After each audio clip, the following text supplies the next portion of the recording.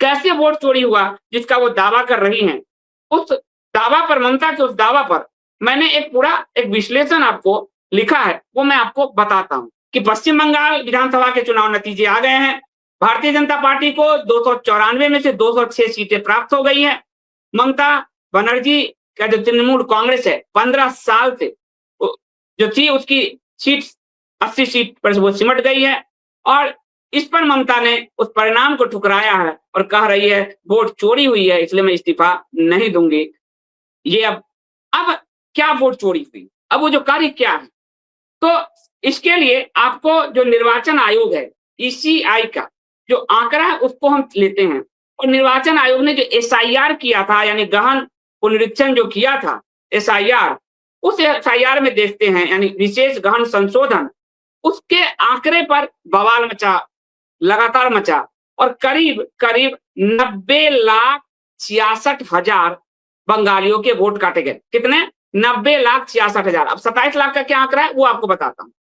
तो निर्वाचन आयोग का जो आंकड़ा है उसमें करीब-करीब 91 लाख, 90,66,000 सूची से हटाए गए। इसके 2 चरण में ये प्रक्रिया हुई।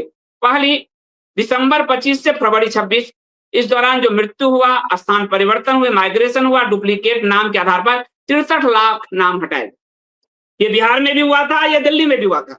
लेकिन बिहार का विपक्ष में ही था। तेजस्वी यादव कोई संघर्ष नहीं किए करने के लिए खड़ा नहीं हुआ, केजरीवाल को जेल में ही डाला। तो वो संघर्ष का दौड़ ममता ले रही है। तो बिहार में 65 लाख वोट कटे थे, तो 63 लाख नाम हटाए गए। फिर द्वितीय चरण एक न्यायिक निर्णय आया अप्रैल 2026 में।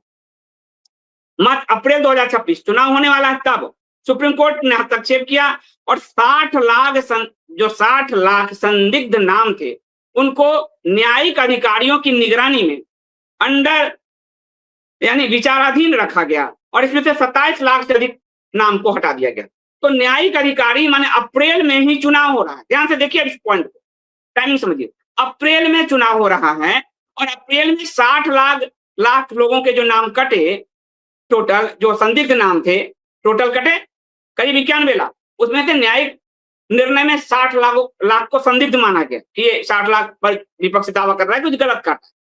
अब अप्रैल में जब कोई भी नाम इतना जल्दी न्यायिक आयोग जज ही नहीं कर सकता, देख ही नहीं सकता, 60 लाख कैसे देखेगा? सुप्रीम कोर्ट के पास समय है क्या?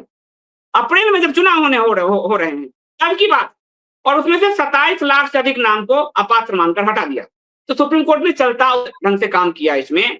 तो वो जो 60 लाख का आंकड़ा बचा हुआ है, इसमें 27 लाख, वही सबसे बड़ा पेच।